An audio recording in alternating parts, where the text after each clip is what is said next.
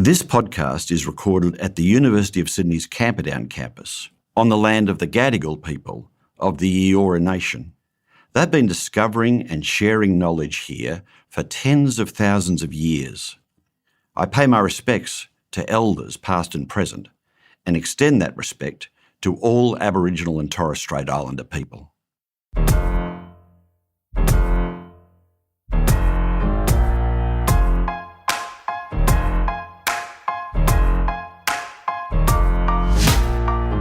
When Alastair Campbell was just 28, he got a dream promotion. He was news editor at a leading British tabloid. High pressure, high stress, he loved it. And he was at the absolute top of his game. He was covering the biggest stories in the UK.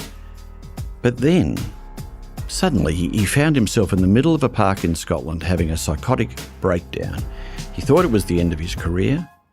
He thought it was the end of his marriage. I was hearing voices, I was seeing things that weren't there. But then Alastair Campbell went on to become a formidable presence in UK politics. Right-hand man to Tony Blair as press secretary, he was a key player at important moments in 20th century history. The end of the Troubles in Northern Ireland, the death of Diana, and the Iraq War. Deep down, I wish it had never happened. But at the same time, I can still defend the decisions that Tony Blair made at the time. But all the while, behind the scenes, he struggled with depression. I feel very, very sad, but it's worse than sad. It's like I know I'm alive, but I feel dead. Alastair's now a mental health advocate, an author, and a co-host of the hugely successful podcast, The Rest is Politics. I'm Mark Scott, the Vice-Chancellor of the University of Sydney, and this is The Solutionists. Alastair, welcome. Take me back to the 1980s. You were working at the Mirror newspaper and then at the Today newspaper, climbing the ranks. Reflect on those times. What was it like to be a journo in that tabloid era? Well, I loved it, actually. I think the great thing about being a journalist in any era is that your job is really just to kind of ask people questions and have conversations. And I used to think there was a story in anybody, and there was. Yeah. It was pretty wild. It was actually quite a friendly place, even though there was a lot of backstabbing in terms of between newspapers. Within the newspaper, there was a sense of a team. Yeah. But it was kind of defining for me because as you say, I was a bit of a high flyer, and then I suddenly crashed and burned, and I thought it was all over. But I think one of the things I've always had is a sense of curiosity, and I think that's what journalism is about, really. You've got to be curious about the world. We've referenced 1986, the year you were on the trail of Neil Kinnock, the UK Labor leader. You're in a high-pressure job, and it all boils over. Tell us what happened. Well, the day started in a hotel room where I'd gone to the hotel because Fiona, my partner, and I, we'd fallen out. I'd been drinking all day, and I ended up in the hotel, emptying the minibar, and I woke up kind of in my own vomit, basically. But I had to get to Scotland because Neil Kinnock was speaking at the Scottish Labour Party conference. So I got to Heathrow, bought a new suit, bought a new shirt, bought a new tie, went to the gents and sort of washed myself and got sorted out. And then just as the day wore on, I felt weirder and weirder and weirder, really wired. I think the moment when I knew it was going really a bit crazy, I hired a car and I was driving to this place and I got in this roundabout and I couldn't get off the roundabout. I was going around hundreds of times and I just couldn't turn off the roundabout. Eventually I did. I went to this place, I dumped the car.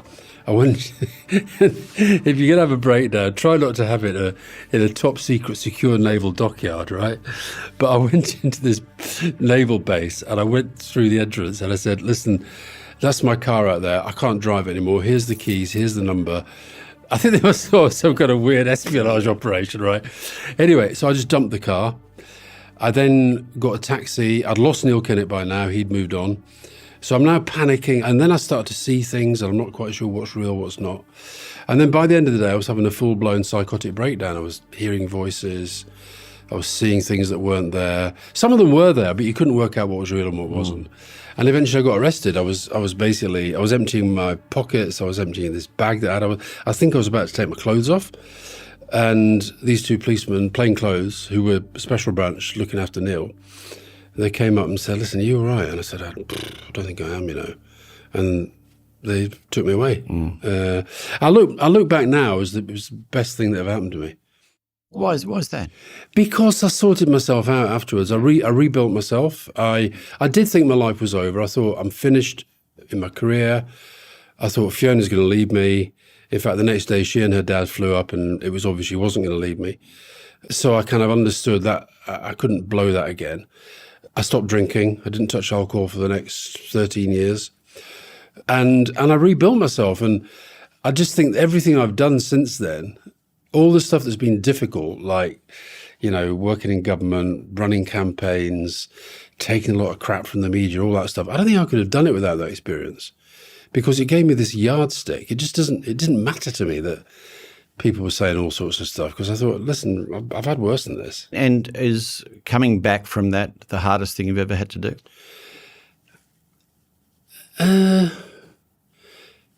I don't know about that. Funny enough, I think that, as you asked the question, I think the hardest thing I had to do was many years later when I saw my son going through something very similar.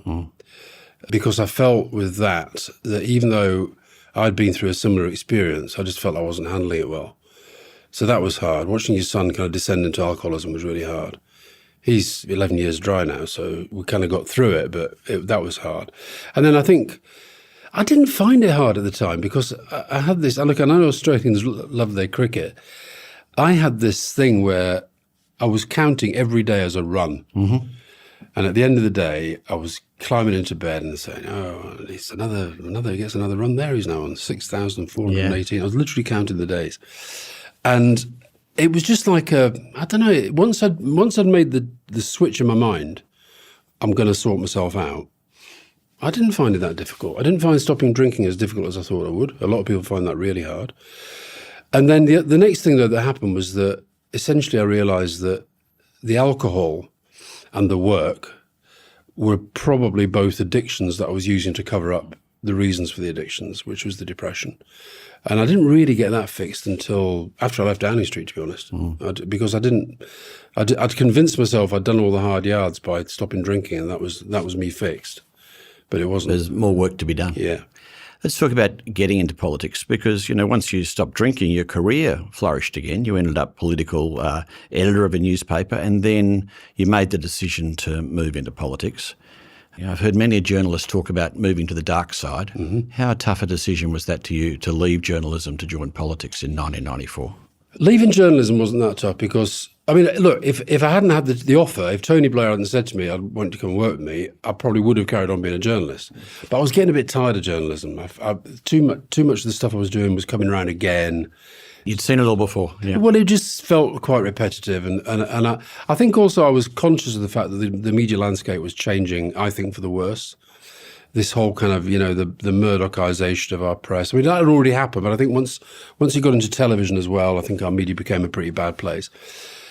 And so I didn't find it that hard, but actually I said no for a month. Tony Blair asked me repeatedly, and I said, no, I'm not going to do it. And the main reason I said no was partly because of the breakdown. I thought, well, you know, I've cracked up before, and this is going to be way worse pressure than being a journalist. But also Fiona, my partner, my parents, Neil Kinnock, all saying, don't do it, don't do it. But something in me, I sort of knew I would do it when he asked me, but I took a long time to say yes. Dance around to finally saying yes. Yeah. You know, you speak very openly about your breakdown. You talk about, you know, being worried would things be triggered again. Was the fact that you'd had that experience, and that experience really in kind of quite a public way, was that an issue in taking a job that led you to Downing Street? Were you as open about it? I was, yeah. And actually, I think it could have been an issue. But I remember when Tony, we were on holiday in France, and I'd said to Tony, okay, I'm going to think about it over a holiday. Just don't pester me. I'm going to think about it. So we went off on holiday, as it happens with the Kinnocks. I mean, it's amazing how the same people weave in and out of your life. And so we're on holiday in France, and I get a phone call from Tony saying, oh, we're only 5 hours away. We'll pop in tomorrow. Popping down. Yeah, we're going to pop down and see you. And of course, he came to try and talk me into doing the job, which I did.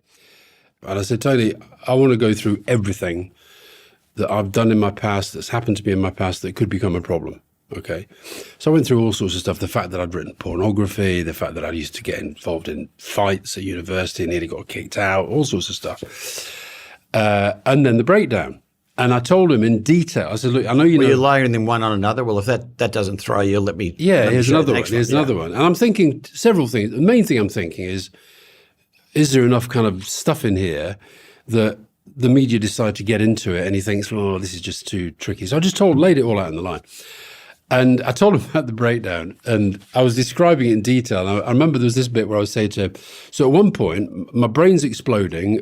I've got this, inside my head feels like a glass sort of building that's shattering.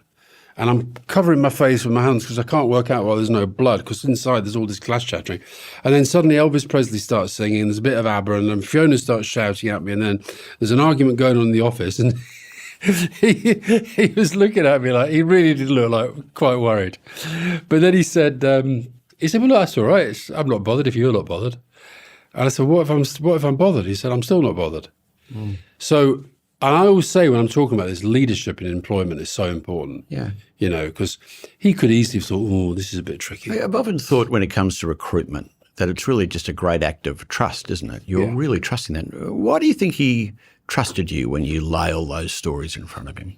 I think because he knew me quite well, and he thought, what I've seen in this guy, I think I need it. Mm. And he said, in fact, in that time in France, he said, look, you know, this is going to be really tough, and I've got loads of good people who are very good at tactics. He said, I think you've got a very strategic mind, and that's what I need. I need people with strategic minds. But I think also there is a skill, I think, in recruitment and in leadership, which is about being able genuinely to assess people's character when there might be a lot of noise around them and other people might have judgment. I think Tony did have a very good, I mean, the team that we built was pretty impressive.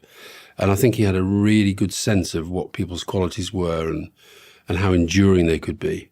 And so you work with him, he wins government. How do you find the pressure that you're worried about, you know, when you work in the Prime Minister's office in such a 24/7 world? I never felt I was cracking up. I did feel stress. I think I learned the difference between pressure and stress. I like pressure. I like being under pressure, but I don't like stress. I don't like feeling when you feel I'm not in control here. But pressure I like. And I think the other thing is you have to have the ability to, I'm not good at switching off, but I did have the ability to, you know, if I'm focusing on half a dozen things at once, I was able to focus on them one at a time, so that I wasn't kind of just having this chaos. A sequential focusing on the issue of the moment. Absolutely. So, and in a funny sort of way, the job helped with that because, I mean, I was his spokesman and press secretary and director of strategy. And I guess because the spokesman bit meant contact with the media, I think they thought was the most important part of my job. It wasn't really. I used that part of the job to strategize more. So every morning when I did a briefing with the media, I had to be on top of absolutely everything. Anything that I might get asked about, I had to be on top of it. In getting on top of it, I was kind of working out, I hope, where real problems were and real challenges were and where we had to sort of make the next steps. That was what I was trying to do. You kept a diary, which you've published. Mm-hmm. I think you look at that diary, you think there are a lot of days you didn't seem too thrilled with the world. No, that's true. So reflect back on it now. Was it a great time? Was it worth it for you? Were you happy doing it? Oh, it's really interesting you say that because if you'd have said to me at the time, I'd have said, oh, loving it, round peg in a round hole. This is what I was made for. Mm. But then when I read the diaries back, when I transcribed the diaries, I couldn't believe how often I was like clearly depressed. Started off, you know, woke up, felt shit, went to bed, felt shit. You know, it was like, and then through the day, this was awful, that was awful. Oh God, why did he do that? Why did she do that? Why did I do that? So looking back, I'm very, very, very happy that I did it. But I recognize I probably wasn't very happy a lot of the time doing it. And I think the other thing that happens in those jobs is you absorb so much of other people's pressure. And then I think the thing I really do regret, I think you then pile it on to the other people. Particularly your family, probably. Family in the office too? A little bit, but I had a really good team in the office. I think I think I did pile it onto them, but but in a way that they saw that as part of their job as well.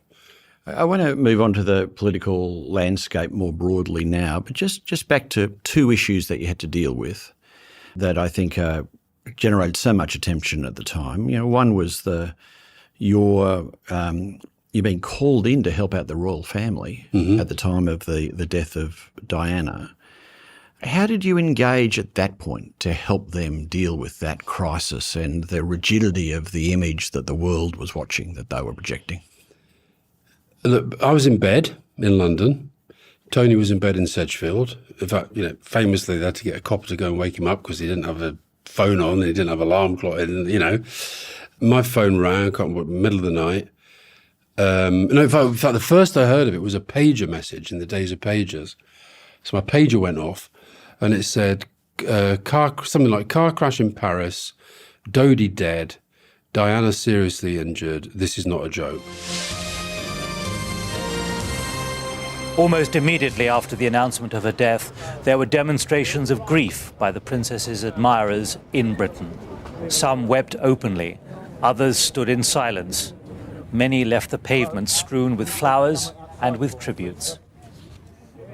But in terms of helping them, what happened was when the body was flown back the next day, or later that day, because it was the early hours by then, when the body was flown back, the palace, said that Tony as Prime Minister should go, and Charles was there and other members of the royal household were there. I think other ministers were there, and I actually went separately, but obviously it was, I was by then talking to Tony the whole time about how we're handling this and how we're handling that. And he had a conversation with Lord Airlie, who was the head of the royal household, and they both called me over, and Airlie said, look, we've got every funeral planned for the royals. If the Queen died tomorrow, we know what to do. If Charles dies, but Diana is not a royal anymore, so we're going to need help on this. Buckingham Palace has not yet said when or where the funeral will take place or where the princess will be buried. And now they know, because they knew me when I was a journalist, and I'm not the biggest monarchist. Not the biggest fan. Yeah. No. And yet, so there we were for the next few days. I was in the palace as much as I was in number 10. And actually, it was really good. The engagement was really good. We were very sensitive to their issues. Not sure if they were quite as sensitive to our issues, because in their world, it didn't matter as much. We were conscious of the fact that the right-wing media in particular was gagging to say Tony Blair's trying to take this whole thing over. So it was quite a tricky kind of balancing act. But it was, it was an incredible week. And the end of it, this in funerals in our own lives, that sometimes you have a death and then there's all sorts of awful, terrible drama, and then the funeral brings a kind of closure. And it really felt like that for but on this massive global scale, yeah. A lot of the pressure on the Blair government began to unravel with the Iraq War, and you were involved in putting together a document that made the case for the weapons of mass destruction. But then the Blair government was accused of exaggerating the evidence, and the BBC reported that the weapons inspector, David Kelly, said the report had been sexed up, and within a week, David Kelly took his own life. You've reflected in your podcast, looking back on that time. How do you reflect back on your decision-making and the issues you were dealing with? It's interesting, because even Fiona, my partner, she said after she listened, she said, God, I've never ever heard you talk about Iraq like that before. And I said, well, what do you mean? She said, well, I just haven't. I felt I was saying things that I've said 1,000 times. But I think what was happening was I was being more reflective. The British government published its own dossier saying that Iraq had weapons of mass destruction that could be ready in 45 minutes. The intelligence picture they paint is one accumulated over the last 4 years. It is extensive, detailed, and authoritative. The government later admitted that intelligence was faulty and the 45-minute claim was wrong. I mean, look, deep down, I wish it had never happened. But at the same time, I can still defend the decisions that Tony Blair made at the time. And I do still get very, very angry that, the whole Tony Blair thing, the fact that I get labelled as having sort of manipulated intelligence when I know I didn't. The fact that there's not a single day, literally not a single day. In fact, there's not a single tweet I do that somebody in reply doesn't post a picture of David Kelly or doesn't call me a war criminal or whatever it might be. And again, I go back to the thing about the resilience that you build through something like having had a breakdown. That sort of helps you get through it. But I found it was a horrible, horrible, horrible period, no doubt about that. And, you know, I said in my diaries on the day that David Kelly's body was found, I phoned Tony. I said, listen, I want out. I can't do this anymore. I can't do it. And Tony talked me into staying for a bit. I was already trying to leave anyway because I was kind of slightly at the end of my tether. So I reflected on the policy. I reflect in this way. I basically think that I still support the decision based upon what Tony Blair was being told, and also based upon the fact that we knew that Saddam had used chemical and biological weapons in the past, and also based on the fact that Tony Blair did see the closeness of our relationship with the United States as being a fundamental national strategic interest. But I can also see, why people thought it was the wrong decision, and I can also see why people look at it in retrospect with hindsight and think you could have handled that a lot better than you did. Since the Iraq War, since the global financial crisis, we've just seen this trust in government continue to erode. What's gone wrong with politics, and why is this declining trust such a global phenomenon? I think the crash was the big thing. And the reason that I think that is because I think that's what opened the door to populists who've been around for quite a while, presenting themselves as the friends of the people against the elite. But what happened with the crash is that essentially it confirmed this idea that the bankers and the politicians are completely screwed up and created this terrible crisis. The bankers didn't pay a price and the people did. And that allowed the populist politicians who have got no interest in providing solutions to come along and exploit that problem. I also think, to be absolutely honest, I know your background in media, my background in media, I think the way that the media has developed in recent decades, the sort of constant denigration of public life, the constant degradation of politics, and also politicians not doing a very good job at defending themselves as a breed. So that, both in your country and in mine, most of what you see as politics is politician A puts forward a plan, politician B from the other side says it's the most stupid idea there's ever been, and vice versa. So I think it's a combination of the spread of, populism wouldn't spread unless there was a fertile ground for it to spread. And what the populists have also then done, they've used I talk about the 3 Ps, populism, polarization, and post-truth. I think the 3 go together very, very well. Social media has flared up the polarization quite well.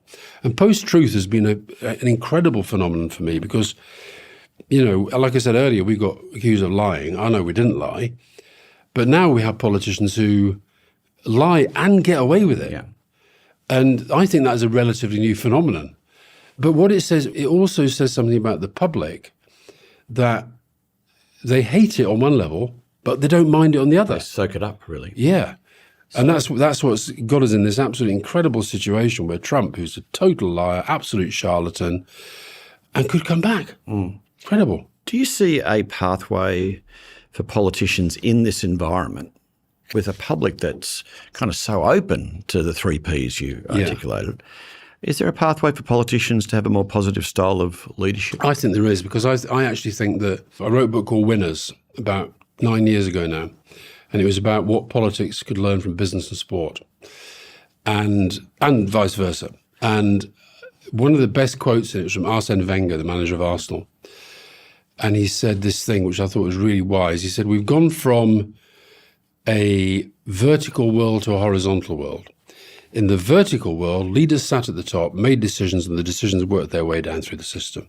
In the horizontal world, the leader is surrounded by noise created by others all the time. And the response has been to be ever more tactical, because you deal with this bit of noise, that bit of noise. And he said the response should be to be ever more strategic. And I think the problem with a lot of our politicians today is that they're just very, very tactical. Take Angela Merkel in Germany. Okay, her reputation has been marked down in recent years because of the Putin, Ukraine, dependence on Russian oil, etc. But if you look at her career as Chancellor, winning 4 terms, she wasn't one of these new leaders. She was leading with detail and respect and dignity and all the things that we say we want from leaders.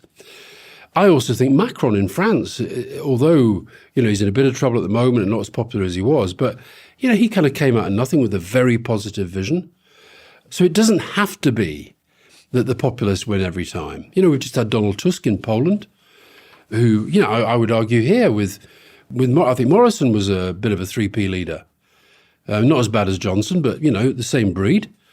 And he's gone, beaten by something else. Now, so I think politicians are way, way too defensive about themselves, about what they do. I think sometimes in politics, actually saying to people, look, politicians can't do everything. Governments can't do everything. And what's happened is the old model, essentially, is the politician stands up and says, vote for me and I'll give you everything you want. And then it doesn't happen. So you create disillusion. I think the public are ready for politicians who stand up and say, vote for me and I'll give you leadership. Vote for me and I'll focus on priorities. Vote for me and I'll have a plan to address this, and this. But I can't give you everything. I just think that old model is gone. And yet, maybe I'm wrong because, they're all hanging on to the old model. And then meanwhile, you have these, I do think there's got to be a comeuppance for the liars, I really do. But it needs confidence, it needs a more positive message than a lot of the progressive politicians are giving out. But then you look at something like America and you think, well, Joe Biden's done a pretty good job. He gets no credit, he gets very little credit for it. And that effing monster's still hanging around like a bad smell could get back in. Are you encouraged by the success of your podcast, The Rest is Politics, that there is a market and interest in intelligent discourse and divergent views coming together? And I think it is about this thing. We have this motto, disagree agreeably. So we do disagree about stuff, but we try to do it agreeably. We've only had one bad fallout. We have guests on that we try and treat with respect, even though we don't agree with them always. And I think there's something strange happening. I think within the media landscape, the centre's being hollowed out. And so you've got these two very different new forms that have emerged. One is kind of people getting all their news from TikTok or just scrolling on Twitter, which is kind of, just cheap thrill, one story, next story, next story, next story, next story. And then the other is sitting down and listening to something where people try and do things in real depth. And I am encouraged by the fact that, I'll tell you, when we filled out the Albert Hall, we sold the Albert Hall in 9 minutes. And we did some data on the people there, and a third were under 30, which I thought was great. I was in this school the other day in I can't remember, somewhere in southern England, and this girl said, and her friends laughed when she asked the question, but I felt really sad. She said, has politics always been this bad? And I said, how old are you? And she said, I think she said 13 or 14. And her first political memory was Boris Johnson. Well, if all you've seen is Boris Johnson, Donald Trump, Vladimir Putin, for you, politics has always been this bad. So actually trying to explain to her, there have been some really good prime ministers down the years, there have been some great ministers, there have been some amazing change, and there still can be. But it's harder in this environment. I kind of remain optimistic. I think, look, to be honest, we either go up or we go right under. And I kind of feel we'll go up at some point. You have hope? I do, yeah. And I'll tell you where I get the hope is actually in going to schools. I think a lot of kids have worked this out. They know that what's happening isn't working. Are you worried about the juxtaposition of a political environment that can be very dispiriting and a global environment, climate, everything else that can be so bleak and pessimistic, and mental health issues in society? And so what's the message of hope for young people? They do have the capacity to make the change. And I can see why a lot of the time they feel that they don't. I write in the book a lot about individual people, a lot of them young women, Greta Thunberg being an obvious one. But also, for example, I write a chapter about a woman called Gina Martin, so Gina Martin was, this is when dealing with this thing about no point getting involved because one person can't make a difference. So what happened, I don't know if you know this story, but she was at a festival and she noticed that these two guys were filming her up her skirt. There were police there because it was a big crowd festival. She said, excuse me, those two guys are following me around filming up my skirt. they'd never had this before. Phoned in, and the guy came back and said, look, I'm really sorry about this. Sorry, but there's no law against it. She said, right, well, within a year, there was a law against it. Yeah. And she drove that by herself. And when you go through the process of how she did it, I explain to people, it's really hard to make change, but you can do it. So I think there'll come a point where either democracy explodes and it goes, and I genuinely do worry if Trump comes back, that could happen, or actually we'll look back at this as a wave of a sort of populist, trivializing, polarizing wave where we were dragged down and then people realized that and then they moved into a different direction. It won't be going back to anything, it'll be going to something different. And I really think that has to be about young people getting their voice and doing it in a way that isn't just about shouting at politicians and isn't just about, it's about them actually having ideas about how you can make change.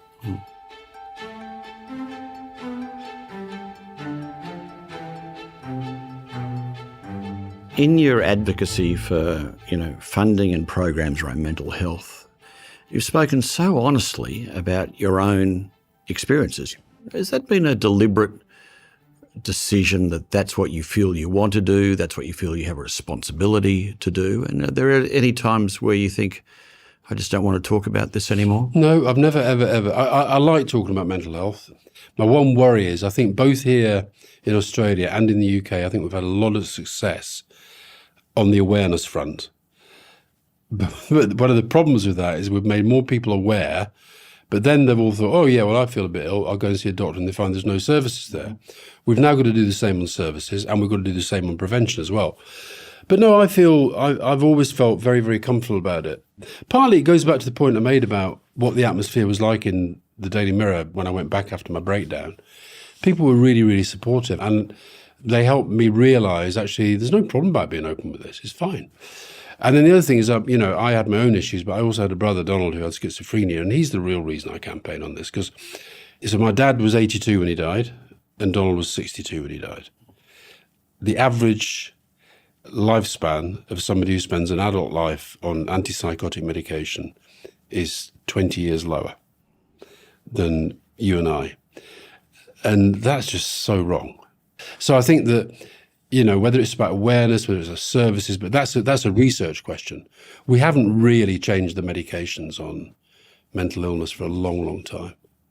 Yeah, so it strikes me that when you look at the sophistication and the precision of, say, cancer medications now and personalised medicine, the treatment of mental health, as far as medication is concerned, just seems a century behind. Well, look at what happened with COVID. I mean, when the world had to, it did. Yeah. And we've got a vaccine. Similarly, when we had to, I don't know if you had the same here, but in the UK, when COVID happened, suddenly, because people were getting worried that these poor people living on the streets might actually have COVID and give it to me walking by them, we found places for them to live. Yeah. So why can't mental health get higher up the government priority list, medical research funding? Why is it still such a battle? Because two reasons, I'd say. One is because the other pressures are so monumental. But secondly, I think the getting rid of stigma and taboo, it takes time. I think we're getting there. I also think we haven't won the argument that over time, this is a money saver as well as a life saver. I think that, well, if Labour get in, I'm really pleased that one of the things they're going to do, they're going to put these mental health hubs into schools. I think if we could just think about everyone, not everyone's mentally ill, but everyone has mental health. And just as we try and teach our kids to look after their physical health by running around and eating well and all that, we've got to do the same for mental health. But also, to be honest, it does take leadership. You do need political leaders who are going to say, this matters, this is a priority. And so it will only happen when they say, this mental health stuff is more important than other things. But I think it is, because ultimately, the stats on suicide in Australia, it's the same in the UK, they're horrific. They're right at the top. If you deleted suicide and put any other illness that was having that effect on people's lives and cost, and so it'd get fixed. So do you think there's still a taboo issue there? What is it around mental illness, mental health. People are scared. Scared of what? Well, that's where taboo comes from. People, you have a taboo when you have a fear. So like when I was a kid, and you'll remember this, we didn't call cancer, we called it the big C. Why did we call it the big C? Because we didn't want to call it what it was. Why didn't we want to call it what it was? Because it was scary. I remember my mum once sitting us down at the kitchen table and saying that one of our neighbours said, Mr. Whittaker, he's got cancer. You mustn't tell anybody. Now, if you think about, you mentioned earlier about cancer treatments and cures that are sort of now around. If cancer had always stayed as the big C, you wouldn't have had the success that you'd have. So I think we're in the kind of big C phase still. So it's fear. I think a lot of that fear is in employment. I think people are really scared in the workplace of being open. They think it'll be held against them, including, by the way, in the healthcare systems, which is where you think it shouldn't be like that. But I know people in the healthcare systems who say, I wouldn't dream of telling my boss. But we've got to get rid of that. You know, if somebody comes to you, I'm now a bit of a sort of positive discriminator. If I see two identical sort of, CVs and, same degree, same gap year, same this, same that, same interest, but one of them has got a few months that have gone missing and maybe they were in a treatment centre or maybe they're in prison, I'm going to go for that one. Because I just think, what do we want out of people? We want honesty. And we want resilience. Resilience. So what does it feel like when you're experiencing depression? I think everybody's different. With me, it's like a cloud, but it's sort of, and it comes in, and I can feel it coming in, and then it gets into me, and it sort of fills my veins, and my legs feel like lead. And I feel sad. I feel very, very sad, but it's worse than sad. It's like I know I'm alive. I'm breathing. I can see things. I can eat. I can drink. I can walk. But I feel dead. It's like feeling dead, but you're living. When it's bad, it's truly horrible. And the thing is that you feel like, even though you've been through it before, when it strikes like that, you think, oh, this is it. This is the last. This is it forever now. This one is going to be, and that's why I understand why people get driven to suicide when you have that such an intense feeling. I have actually been able now to build on the sense of, oh, I've been through this before. It's going to end. It's going to end. I'll get through this. You're working incredibly hard. You're cranking out, more than a book a year, big podcasts, speaking engagements around the world. How do you manage the busyness and staying on top? Well, I don't always manage it very well, is the truth. Partly, I don't know really, partly by keeping fit. Physical exercise, I think, is really important. I'm obsessed with sleep. The depressions that I get come on. They can come on quite suddenly, but I'm kind of aware of them coming on. But then I've also got to be very careful when I've never been diagnosed with bipolar, but I get very manic at times. And I'm incredibly creative and I've got unbelievable energy, but I've really got to watch that as well. Do you believe you haven't been diagnosed because you haven't pursued it, or is that a diagnosis you have in your own head? No, I think I've been diagnosed, and I've got depression. I get depression. Yeah. But the psychiatrist, I saw a psychiatrist for a long time, and he said, I don't think you're bipolar, but you get very bad depression. And so he would argue that other people might define as my manic is actually me most of the time. Right. And that's about energy. Yeah. But I had this wonderful experience in Canada. I did a TV documentary and then a book about my depression. But the idea from the BBC, you like this because I know you're big in telly. And so the BBC came and said, we want you to do a documentary on depression. We want you to travel around the world, go wherever you want, talk to different people about how they deal with their depression, doctors, scientists, researchers, etc. And then our dream, is that you explore it and then, hey presto, your depression's gone. And the final scene is I'm walking into the sunset and I throw my antidepressants over my shoulder, etc. Anyway, that didn't happen. What did happen is that I met a woman in Canada who was a geneticist, and after we stopped filming, she said, how'd you deal with your depression then? Said to me. And I said, oh, well, I see a psychiatrist and I take medication. Oh, she said, because I get, and she, I'm normally good at spotting if people who've got depression. Didn't read it with her at all. She said, oh, that's interesting, because I get really bad depression. Oh, said he, surprised. I said, how do you deal with it? And she said, I've got a jam jar.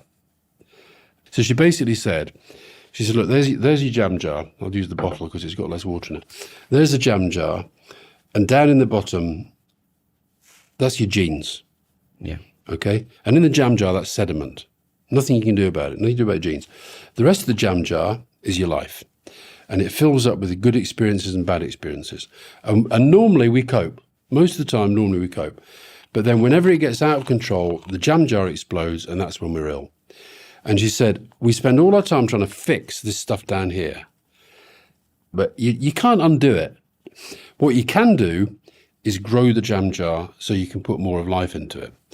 And I didn't really know what she was talking about, but then it clicked a few days later, and I now use the jam jar.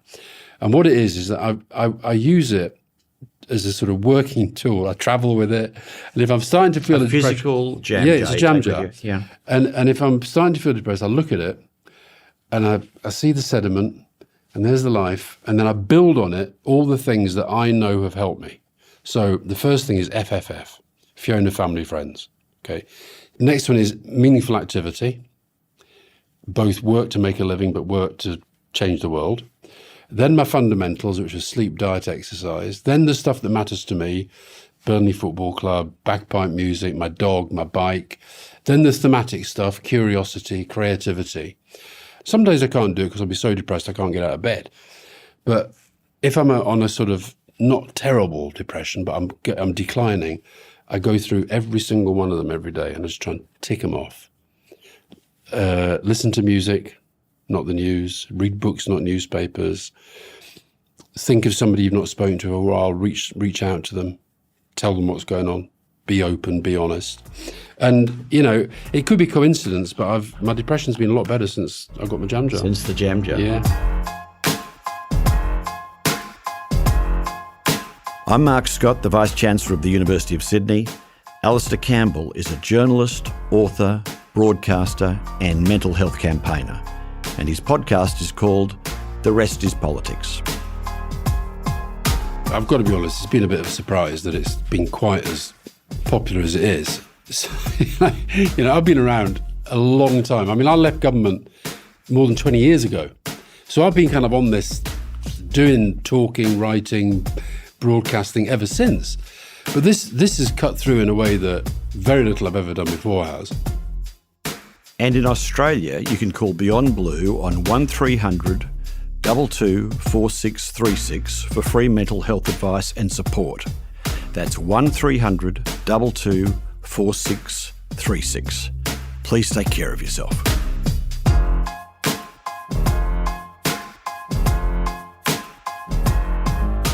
As Alastair reflected, nations are becoming increasingly polarised. So how do we come together to create big and lasting change?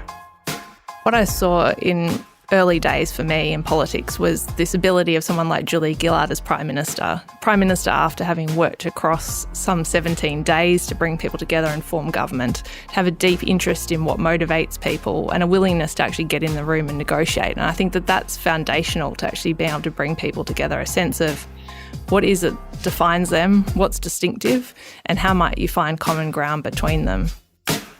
Scroll back in your podcast feed to find that episode of The Solutionists with Kate Harrison-Brennan from the Sydney Policy Lab. The Solutionists is a podcast from the University of Sydney, produced by Dead Set Studios. This episode was recorded at the Faculty of Arts and Social Sciences Media Room, and our thanks to the technical staff here.